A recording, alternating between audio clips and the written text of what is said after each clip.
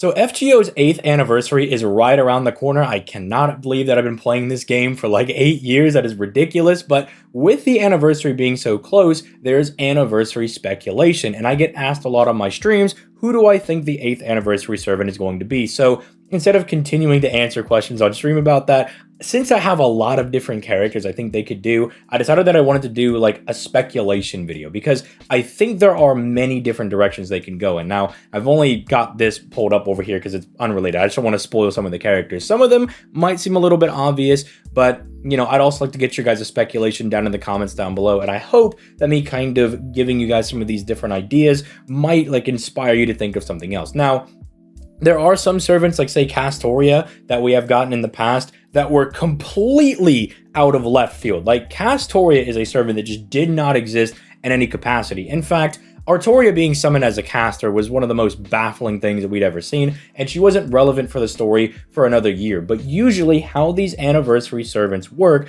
is that you have, say, Da Vinci, Sherlock, and Da Vinci Rider. Those are our Chaldean people, right? They're letting us summon the servants that are accompanying us in Chaldea. Then you have someone like Scotty, who just had her Lost Belt 2 release a couple months before that, right? Or I believe it's like a month before, actually. So she came right after that for anniversary.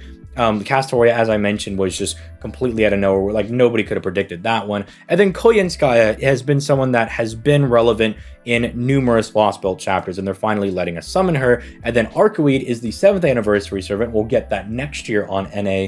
But that was a bit more important because it was a non-FGO or really Fate-related character coming into FGO. Now, we technically had that with Kara no Kyoukai, but we hadn't gotten that for a very, very long time. Like Kara no Kyoukai, you gotta remember, that was one of the first events that came out in year 1, and then we didn't get a lick of anybody else for the longest time. So 7th anniversary, Lasengel takes over, they drop Arcoid. So we're like, okay, potentially we could start to see some of these collab characters, which was kind of a big deal because we just got the Tsukihime remake as well. So we're like, okay, we might see some other people as well. So keep all of that in mind as we start moving into some of this speculation. But the first batch of servants I want to talk about, the first 3, are servants that may or may not be relevant to the story in the future. Well, not this first guy. This first guy, Kamatsaz over here, has already had his time in the spotlight. He is one of the characters in Lost Belt 7. Now, they have been purposefully holding this guy back. Now, originally we were like,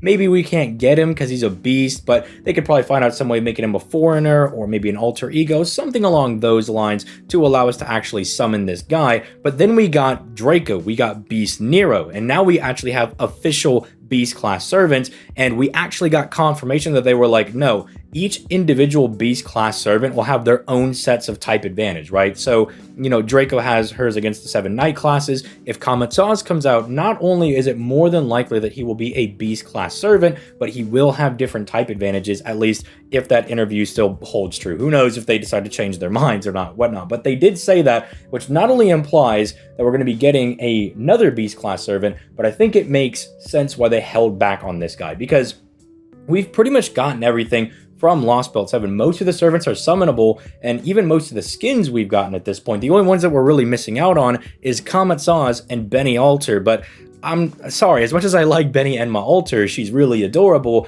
I don't really think she can hold down like an anniversary. I don't think she's an anniversary tier servant. You gotta remember that anniversary, New Year's, those are the two like huge big dingus celebrations that they got going on. Like, you gotta drop a hype character, and I think Kamatsaz would make sense if they drop him for the anniversary because they seem to be holding him back. Remember, we just saw Saber Medusa revealed a couple of weeks ago in the Paper Moon chapter, and now she's immediately released like a couple weeks right after that. People are like, I need Saber Medusa right now, and then bam, they drop her a couple weeks later. So usually they release these guys around the time where they're relevant to an event or a story, because you don't want to lose out on hype for some of these characters, right? You don't want to like release Scotty 3 years after Lost Belt 2, you know, the hype kind of dies out for that, right?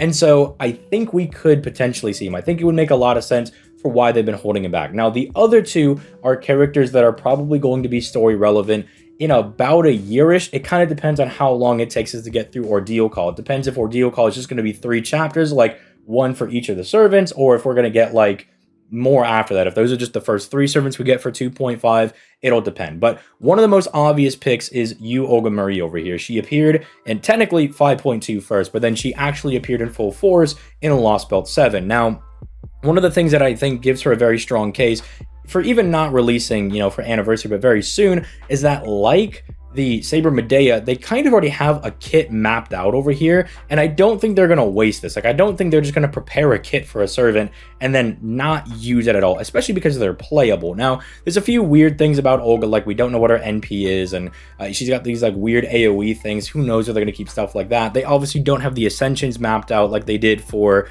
Saber Medusa. We saw all of her ascensions throughout the story for Paper Moon. We don't have those for you, Olga Marie, over here, but she's going to be relevant moving forward. The whole point of, say, the Ordeal Call chapters, just to summarize it very, very quickly, is that we're done with all the Lost Belts, and now we're moving to Antarctica to deal with Marsbury, like the original dad person for Olga Marie, right? The original guy that founded Chaldea, all that good stuff, blah, blah, blah. We're going over there, and apparently Olga is going to be there as well, but now she's going to be a villain. Like, we're gonna have to actually fight her instead of her being on our side for Lost Belt 7. So I think introducing her and like making her summonable for her being playable in a year, if they want to do a Castoria type thing, I think that makes sense. Like, I could see the logic that people might have, but keep in mind, Castoria is like the only person that really has that. Everyone else is usually released around when they're relevant, right? And they kind of have some relevancy for why they're being dropped. So while I do think it's possible, it's definitely a plausible thing. It would make sense. I think everybody was very hyped when they saw Olga Marie and they got to play as her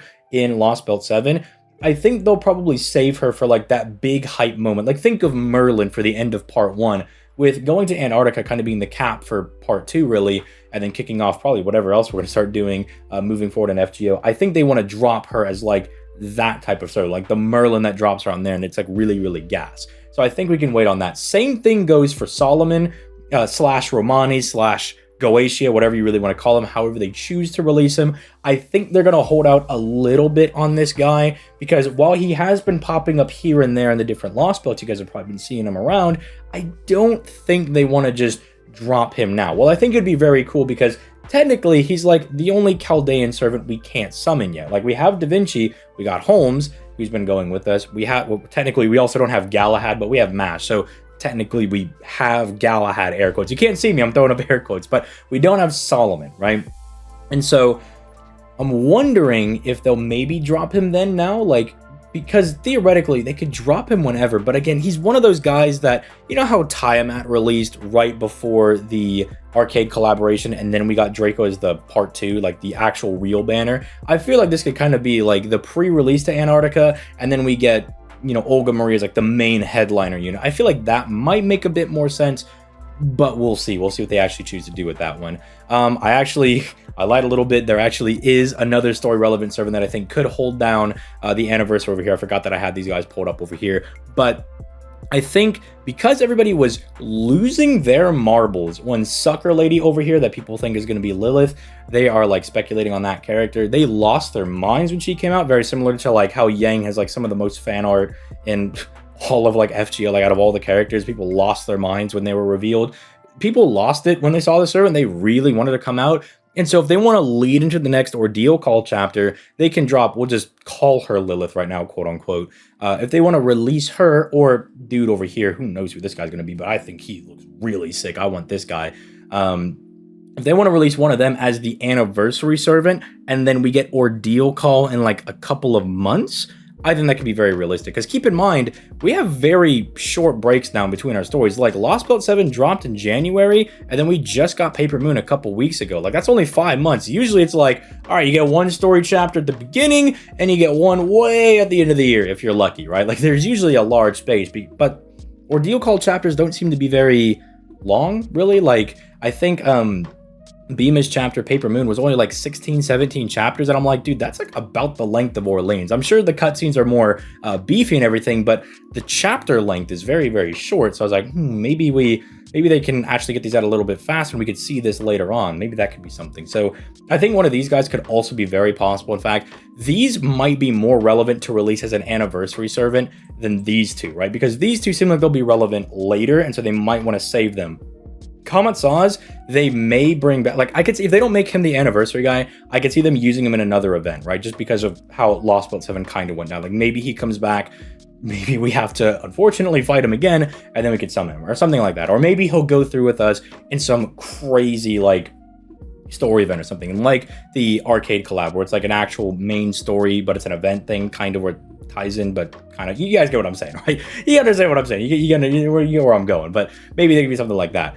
Now we're moving into the characters that I think could be interesting because they, like Tsukihime, just got a remake and they might want to drop them as well. And one of them I'm really excited for is if they could drop Aoko. Now I did a little bit of research looking into Aoko, and I talked to some of my friends who are huge Type Mood heads. They've gone through like most of the story and everything.